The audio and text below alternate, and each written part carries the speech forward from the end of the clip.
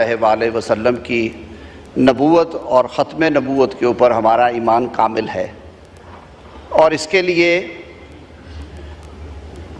आका की हुर्मत के लिए और अपने दीन की हिफाजत के लिए हम में से हर शख्स के रगों में दौड़ने वाले लहू से हमें ये हरारत मिलती है कि हमारी तरफ से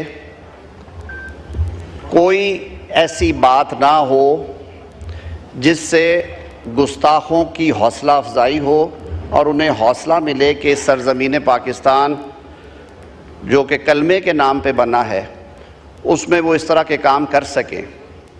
लेकिन मेरे ख़्याल में जब बात आइन और कानून के दायरे में आती है तो हम सबको एक बाशऊर और एक संजीदा शहरी होने की हैसियत से ये भी फ़र्ज़ है कि उसको पहले देखा जाए, पढ़ा जाए, डिस्कस किया जाए और उसके बाद इसके ऊपर राय दी जाए। मेरे भाई हैं, मुझे याद है मेरे कुछ साथी जो हैं इनके उस्ताद भी रहे हैं, साहबजादा साहब के लॉ पढ़ा भी है जनाब ने। 295C के हवाले से जो बात अभी कर रहे थे, मैं सिर्फ एक वजाहत क्योंकि फ्लोर ऑफ हाउस पे हुई है, बतौर वज़ीर कानून मेरा ये फ़र्ज़ है। साहब 295C सिर्फ आका मोहम्मद मुस्तफ़ा सल्लल्लाहु अलैहि वसल्लम की ज़ात के हवाले से, बाकी सेक्शंस हैं PPC में, लेकिन मैं एक तस्सीह करना चाहता था। इन्होंने बात की आइन को रीराइट करने की, ये बात भी दुरुस्त है और मैं कानून के तालिब इल्म की हैसियत से ये बात समझता हूँ कि अदालत को, चाहे वो अदालत आलिया हो या अदालत उज़्मा हो, उन्हें आइन की तशरीह का इख्तियार जो है वो तो पूरी एक ब्रॉडर कॉन्स्टिट्यूशनल स्कीम में है, लेकिन आइन को रीराइट करने का या आइन की हैयत तब्दील करने का या आइनी शिकों में लिखी हुई चीज़ों को एक नया रंग देने का इख्तियार नहीं है। और इसी वजह से ये बहस बड़े अरसे से चली आ रही है।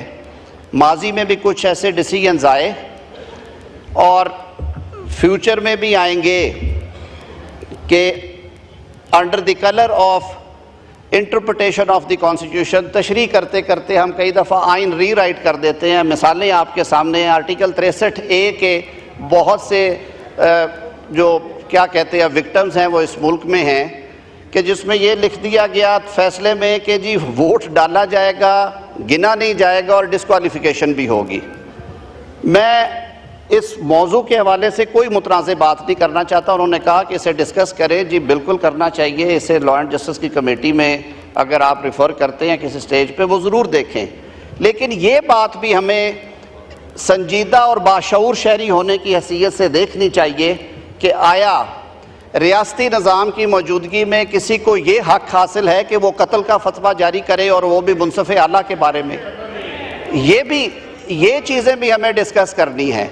और इसीलिए मैंने कहा कि जब ये बातें हम करते हैं, हमारे सीने मुनव्वर हैं, हमारे माँ बाप ने हमारी तरबियत की है आका की ग़ुलामी के लिए और हमारी जानें हाज़िर है हमारे प्यारे आका के लिए। लेकिन जब ये मामला आइन और कानून का आए तो फिर जज्बात के साथ थोड़ा सा शऊर और अकल से भी सर हमने सोचना है। इसीलिए मैं अर्ज़ करूँगा कि ये एक ऐसा इशू है जिस पे सारे ईवान की एक राय है। ये राय भी है कि आका की हुर्मत पे अगर आँच आएगी तो आवाज़ भी उठाएंगे, हाथ भी उठाएंगे। लेकिन ये राय भी है कि अकल और होश के साथ पहले चीज़ को पढ़ा जाएगा, देखा जाएगा, फिर ये रियासत की जिम्मेदारी है कि उस पर वो अमल दरामद करे।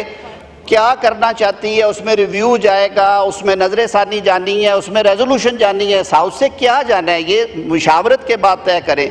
लेकिन रियासत पाकिस्तान में किसी शख्स को ये हक नहीं दिया जा सकता कि वो घर बैठ के या मजमे में खड़ा होकर कत्ल के फतवे जारी करे। हमारा मुल्क एक कानून के ताबे है। आईने पाकिस्तान में एक तरीक़ाकार दर्ज किया गया है।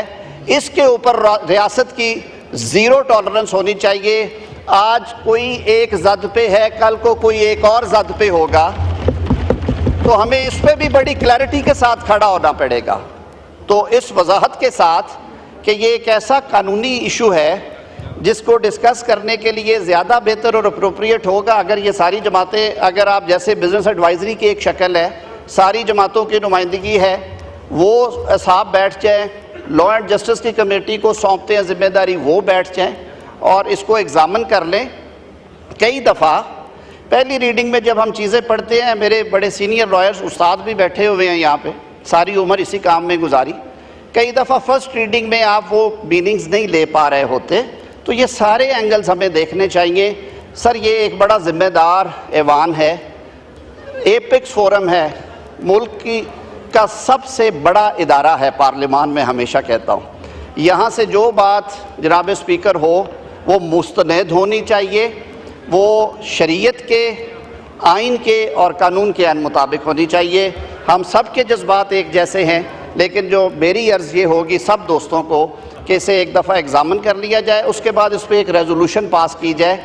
वो अब 4 दिन बाद हो सकती है, 2 दिन बाद हो सकती है।